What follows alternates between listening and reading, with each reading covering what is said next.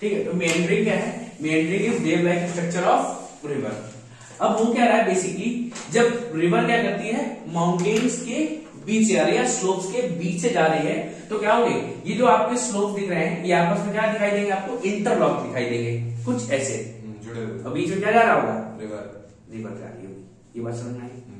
भाई हमने क्या कहा, ये माउंटेन यहां तक आया और ये माउंटेन पीछे तक है। भाई दो साइड अगर आपको माउंटेन कैसे दिखाई देती है, कैसे दिखाई दे रहे हैं, इंटरलॉक नहीं दिखाई देते हैं? बिल्कुल बिल्कुल इंटरलॉक हो जाएंगे ना। तो ऐसे इंटरलॉक है, लेकिन इनके बीच में क्या है, ऐसे रिवर जा रही है। ठीक है, ये क्या बना रहे हैं, इंटरलॉकिंग स्पर्श बनाते हैं। देखो दोनों साइड्स क्या होंगे, स्लोप्स हैं ऐसे,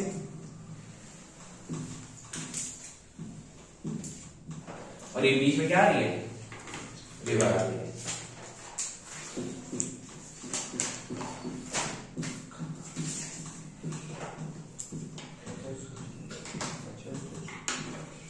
Interlocking spurs are formed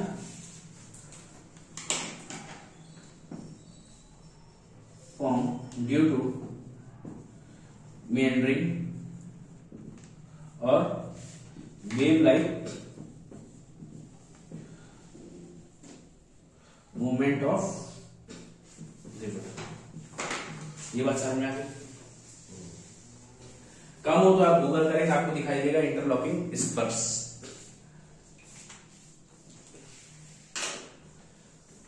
कोई दिक्कत है, इसको बनाओ फिर। Then we will come to old stage. ठीक है, तो क्या है, हमने मैच्योर स्टेज कर लिया है और अपर स्टेज कंप्लीट कर लिया है। Now we are at old stage. ठीक है, अब हमें क्या करना है, ओल्ड स्टेज करना है। ओल्ड स्टेज में रिवर की स्पीड क्या हो जाएगी, बिल्कुल स्लो, बहुत स्लो हो जाएगी। अब जो आपको आगे प्लेन्स मिलते हैं, बिल्कुल प्लेन मिलेगा। आपने देखा था कि जब आप रिवर के अपर स्टेज पे थे या माउंटेन स्टेज पे, क्या था, स्लोप बहुत ज्यादा था। ठीक है, याद है ना? फिर जब मैच्योर स्टेज पे आए तो स्लोप कैसा हो गया, कम हो गया। जब ओल्ड स्टेज में आएंगे तो प्लेन्स कैसे हो जाएंगे, बिल्कुल प्लेन, स्लोप बिल्कुल प्लेन हो जाएगा। लिख लो, speed is at old stage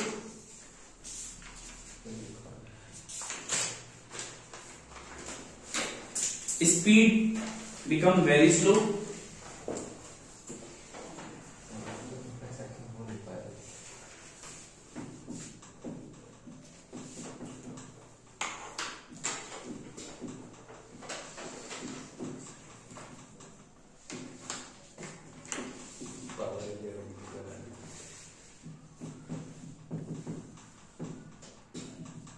flat plains कैसे जाएंगे, स्लोप कैसा जाएगा, plain, slope will be plain, बिल्कुल प्लेन स्लोप हो जाएगा। या बोल सकते हैं स्लोप प्लेन्स बिकेम फ्लैट। क्या लिख देंगे हम लोग, प्लेन्स बिकेम फ्लैट। अब जितने भी आपके, अब क्या होंगे, और क्या होगा यहाँ पे, नो इरोजनल फॉर्मेशंस, सिर्फ कैसे होंगे, ओनली डिपोजिशनल होंगे, कोई भी इरोजनल फॉर्मेशन नहीं होगा। There will be only depositional formation. और क्या होगा यहाँ पे, फ्री मेंडरिंग होगी। अभी क्या था कि जब मेंडरिंग हो रही थी तो स्लोप क्या था, रिवर का स्लोप कुछ ऐसे था। तो जब फ्री हो तो फ्री तो नहीं हो सकती, खूब भी घूमे तो एकदम से चढ़ नहीं जाएगी रिवर। अभी क्या है, प्लेन्स कैसे हो गए, प्लेन हो गए, बिल्कुल प्लेन हो गए, तो मेंडरिंग कहीं भी घूम जाएगी। तो मेंडरिंग कैसी हो गई है, free meandering due to plains. तभी यहाँ पे वो होती है कंटिन्यूटी। ठीक है, क्या होता है, शिफ्टिंग ऑफ कोर्स हो जाता है, मतलब रंडियां अपना रास्ता कभी कभी बदल देती है। Free meandering causes shifting of course, मतलब कभी कभी नदियां अपना रास्ता भी बदल लेती हैं। ठीक है, और यहां पे हमें दो टाइप के फॉर्मेशंस मिलेंगे, that is natural levy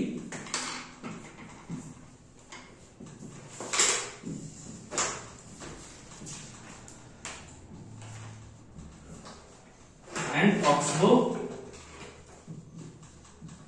lakes. क्या मिलेगा? नेचुरल लेवीज मिलेंगे और ऑक्सबो लेक्स मिलेंगे। इनको नोट कर लो, then we will move ahead. अब what are the natural levees? अब बेसिकली देखो हुआ क्या, ये आपकी रिवर थी, ये बात समझना है। रिवर में क्या हुआ, रिवर में जब फ्लड आया, पानी का क्या हुआ, एक्सेस अमाउंट हो गया, अमाउंट एक्सेस हो गया, तो क्या हुआ, रिवर अपने चैनल से पानी बाहर आने लगेगा। जब अपने चैनल से पानी बाहर आया तो there have some deposition particles, कुछ इसमें पार्टिकल्स हैं जो क्या हो सकते हैं, डिपॉजिट हो सकते हैं। सीधे सीधे बोलते हैं कि डिपोजिशनल मटेरियल है जो कि क्या होगा, कहीं ना कहीं डिपॉजिट हो सकता है। तो जब ये पानी ओवरफ्लो हुआ तो रिवर के बैंक में क्या होता है, कुछ डिपोजिशन हो जाता है। मतलब क्या है, जो पार्टिकल डिपॉजिट हो सकते हैं वो डिपॉजिट हो सकते हैं और बैंक की हाइट क्या कर देंगे, ऊंची कर देंगे। तो इनके प्लेसेस को क्या बोलते हैं, इनको बोलते हैं नेचुरल लेवीज। अब नेचुरल लेवीज का फायदा क्या है कि जल्दी फ्लड नहीं आता। अब अगली बार जब फ्लड आएगा तो अब अभी तक पानी यहां रुकना था, अब अगली बार जब फ्लड आएगा तो यहां तक पानी रोकना पड़ेगा। ये बात समझ में आ गई? ठीक है, तो लिख लो natural levees is a deposit on the bank of river by floods, by floods.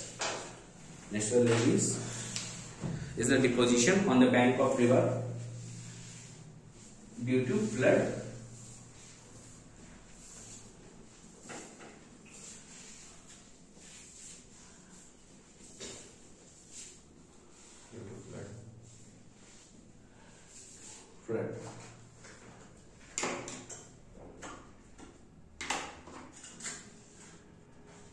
and it protects the flood plains from next flooding। अगली जब फ्लडिंग होगी तो क्या होगा, उसको उससे बचाएगा। ये बात समझ में आ गई? अब इसके बाद बात करते हैं ऑक्सबो लेक की।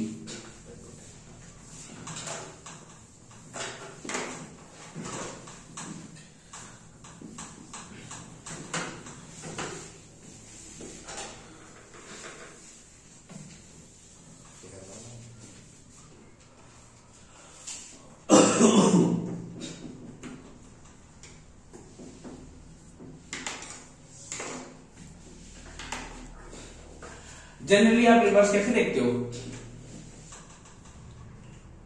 अगर आपके अंदाजे में चले तो रिवर का फ्लो कैसा होगा, सीधा होना चाहिए। बट होता क्या है कि जब रिवर फ्लो करती है तो उसको कहीं स्लोप ज्यादा मिल रहा होता है, कहीं स्लोप कम मिल रहा है। अब जहां पे उसको हल्का सा स्लोप ज्यादा मिलेगा वहां पे पानी का फ्लो तेज हो जाएगा। पानी का फ्लो तेज होने की वजह से तो एक साइड करने लगती है इरोजन। क्या करेगी, एक साइड करेगी इरोजन।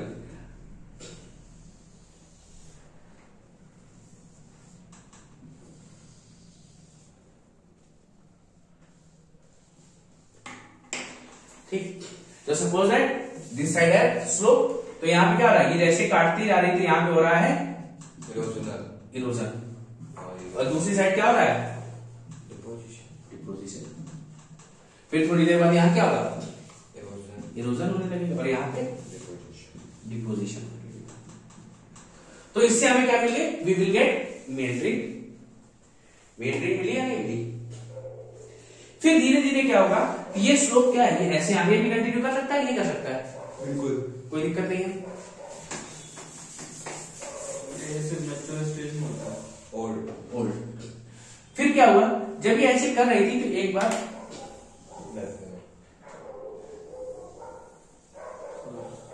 कुछ ऐसे रास्ता बना, देखा रिवर ने क्या किया, थोड़ा सा अपना चैनल टेढ़ा मेढ़ा और कर लिया और अलग एक रास्ता बना लिया।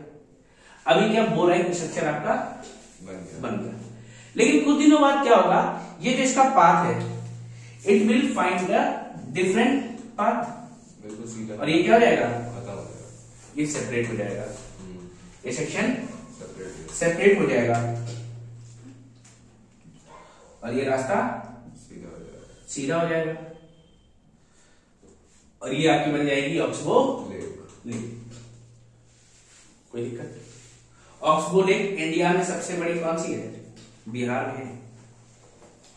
Lake of sorrow. अरे वो कोसी नदी है।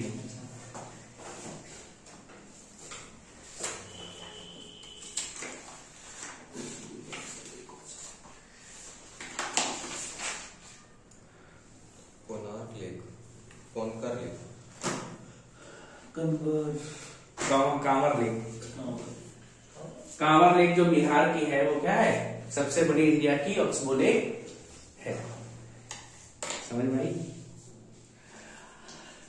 तो एक साइड क्या हो रहा है? इरोजन हो रहा है, एक तरफ डिपोजिशन हो रहा है। अब जब ये फॉर्मेशंस हो रही थी, देख लो ये वाली फॉर्मेशंस हो रही है, जब ये जुड़े थे तो यहां पे भी क्या हो रहा था? डिपोजिशन हो रहा था। यहां पे भी क्या होगा? डिपोजिशन होगा। And these are known as spit bar, या इनको बोल देते हैं point bars. These are known as spit bars और पॉइंट बार्स। तो हमने क्या देखा? रिवर सीधे जानी चाहिए थी, but due to slow it has some places speedy flow and some has slow flow. जहां पे स्पीडी फ्लो होगा वहां पे क्या कर रहा है? इरोजनल फॉर्मेशन हो रही है। जहां पे स्लो है वहां पे डिपोजिशन है। ऐसे करते करते इन्होंने रिवर अपना मेंड्रिंग पाथ बना लेगी। मेंड्रिंग पाथ की वजह से कभी कभी क्या करती है? रिवर पूरा का पूरा फ्लो ऐसे बनाया इसने, और यहां पे होने लगा डिपोजिशनल इस जगह, जिनको डिपोजिशन क्या बोलते हैं? स्पीड बार्स और पॉइंट बार्स। लेकिन थोड़े समय बाद क्या हुआ कि ये जो रिवर है, रिवर ने अपना स्ट्रेट पाथ वापस छोड़ दिया, बना लिया, और ये वाले पाथ को सेपरेट कर दिया।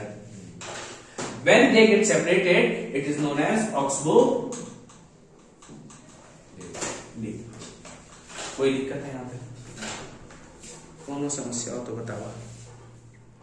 तो भैया क्या हुआ? पहले रिवर हमारी स्ट्रेट जाना चाह रही थी, but due to slope it forms some erosional and depositional formations.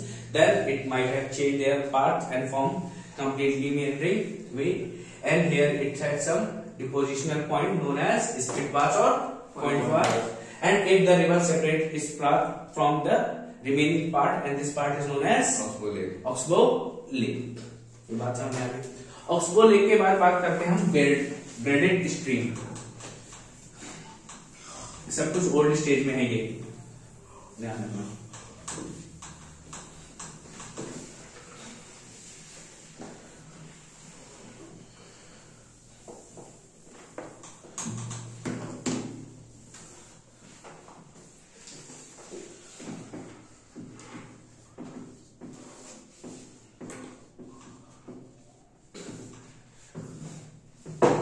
Braided stream है क्या? बेसिकली देखो,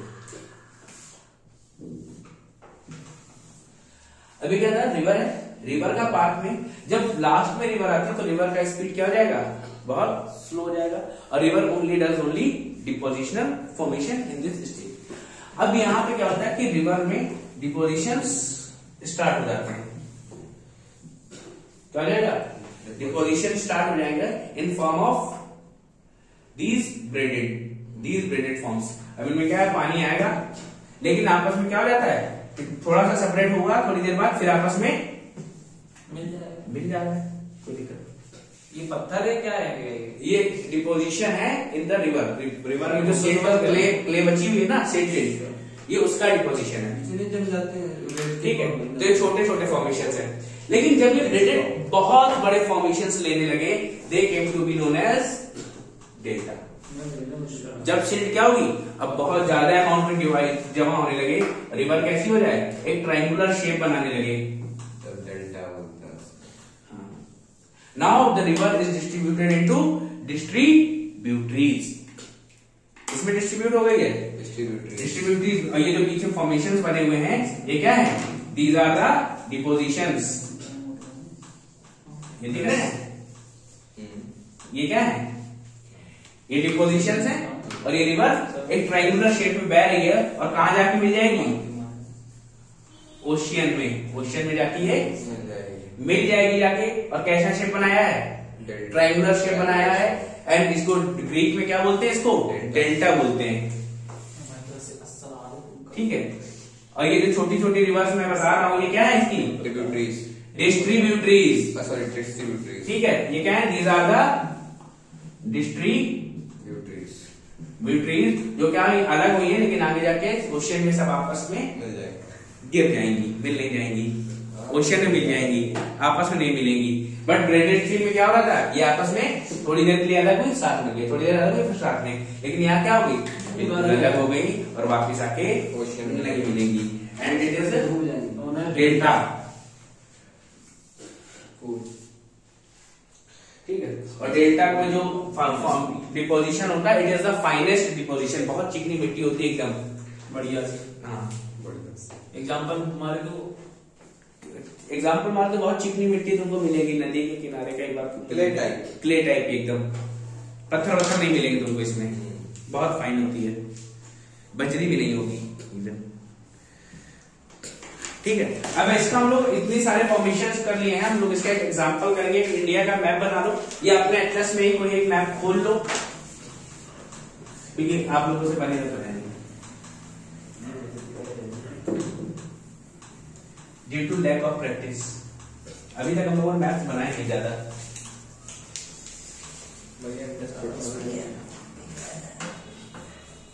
मैं भी कई सालों से बना रहा हूं, अभी मेरा बहुत गंदा बनता है।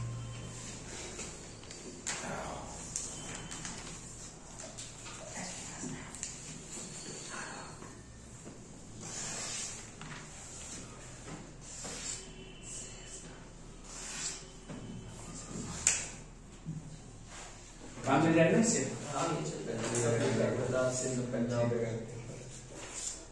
नहीं चलेगा तो भी चला लेना। ठीक है,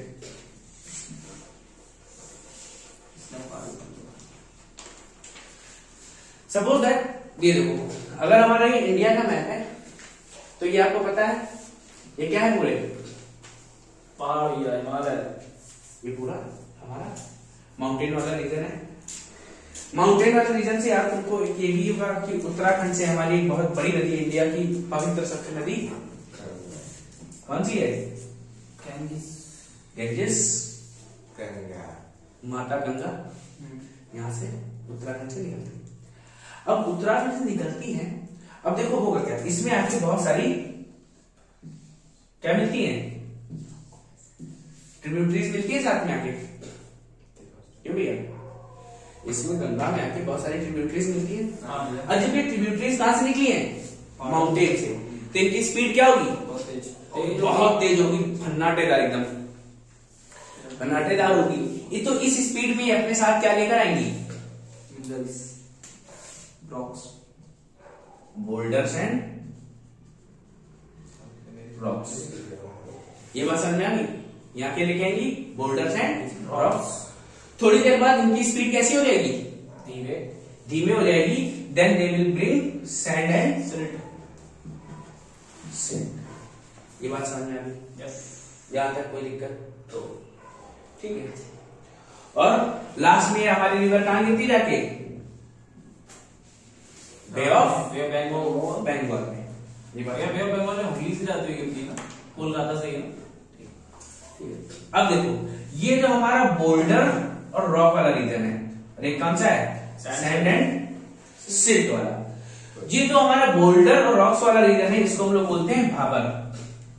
क्या बोलते हैं? भाबर। इसकी विड्थ अप टू 10 किलोमीटर तक होती है।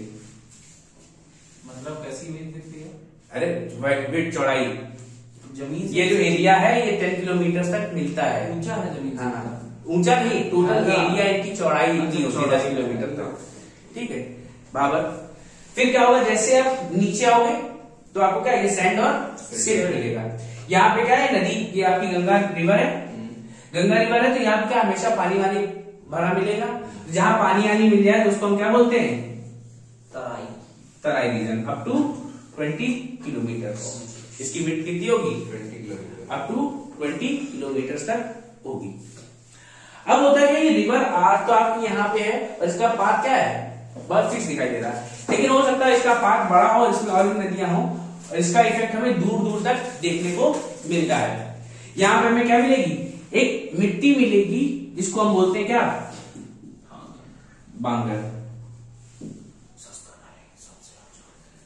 बांगर। और ये क्या है, ये रिवर से काफी दूर तक है, रिवर से काफी दूर है, and it is known as old alluvial soil. ये बात समझ में आ गई। अब यहीं पे आप देखोगे क्या, ये वाला रीजन जो आ रहा है, ये दिख रहा है, ये रीजन क्या है, यहाँ पे नदी अभी बगल में ही है, मिट्टी यहाँ पे डेल्टास के रूप में अभी इकट्ठी हुई होगी, ये इसको बोलते हैं हम लोग खादर या न्यू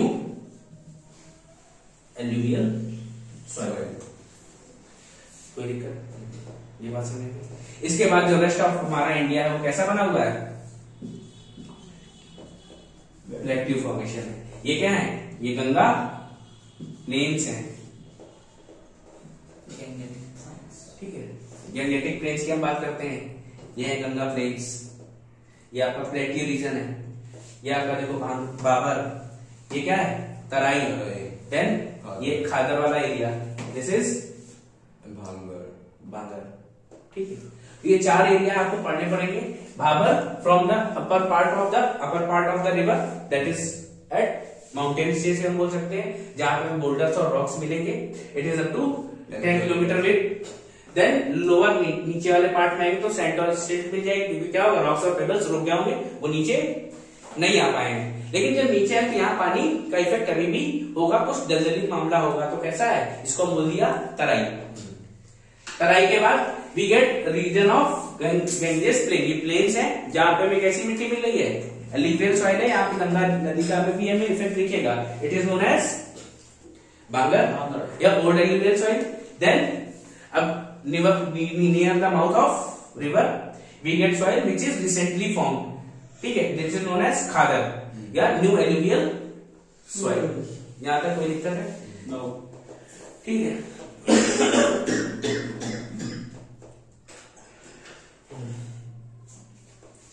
इसको बनाओ आराम से।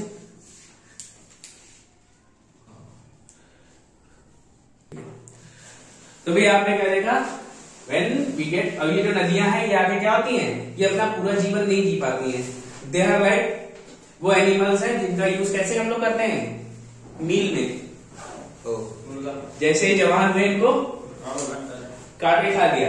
Here these rivers are similar, ये ट्रिब्यूटरीज क्या है, ये पूरी आके ओशन में मिलती, कहां मिल जाएंगी, गंगा में आके मिल जाती है। जहां ये अपने साथ बोल्डर और रॉक्स ला रही है वो क्या है, भाबर रीजन है, ये it is the upper stage of river and sand and silt at Terai stage, इसका एरिया 20 किलोमीटर विड्थ तक मिलेगा आपको। Then Bangar is the upper plains, Bangar क्या है, अपर प्लेन्स है, एंड खादर लोअर प्लेन्स है। लोअर प्लेन्स में न्यू एल्यूवियल मिलेगी, अपर प्लेन्स में ओल्ड एल्यूवियल सॉइल मिलेगी। हो सकता है क्यों, just because of shift of course, हो सकता है गंगा नदी का शिफ्ट कोर्स क्या हो, शिफ्ट किया हो, जिसके वजह से सॉइल के रिमेन्स अभी भी हमें मिलेंगे। नेक्स्ट क्लास में हम लोग एटमॉस्फेयर स्टार्ट कर देंगे।